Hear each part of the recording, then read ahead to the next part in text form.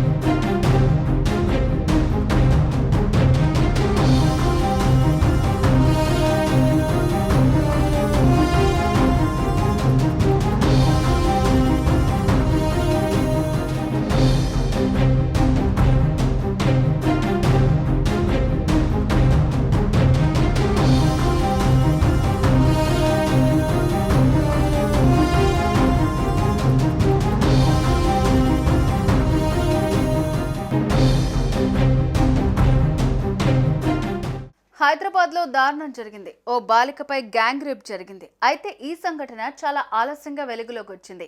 Rangareddy Narsingi PS పరిధిలోని హైదర్ షా కోర్టులో బాలికపై 5 యువకులు సామూహిక అత్యాచారం చేశారు.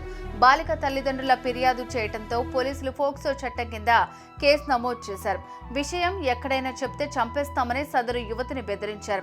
ఎట్టకేలకు అసలు విషయం బయటకు రావడంతో యువతి కుటుంబ సభ్యులు నార్సింగ్ పోలీస్ స్టేషన్లో ఫిర్యాదు చేశారు. ఈ మేరకు యువకులపై ఫోక్సో చట్టం కింద కేసు నమోదు చేసి దర్యాప్తు చేపడుతున్నట్లుగా ప్రాథమికంగా తెలుస్తోంది. ఈ ఘటనకు సంబంధించి పూర్తి వివరాలు ఇంకా తెలియాల్సి ఉంది. తెలంగాణలో మహిళలపై అఘాయిత్యాలు ఆగటం లేదు. ముక్కు పచ్చలారని పసికందు నుంచి ముసలి వాళ్లను కూడా కామాంధులు వదలడం లేదు.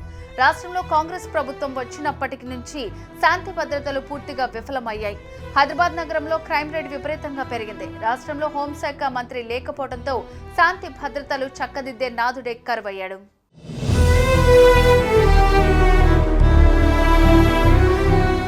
సుమన్ టీవీలో మీ పర్సనల్ అండ్ బిజినెస్ ప్రమోషన్స్ కోసం కింది నెంబర్కి కాంటాక్ట్ చేయండి.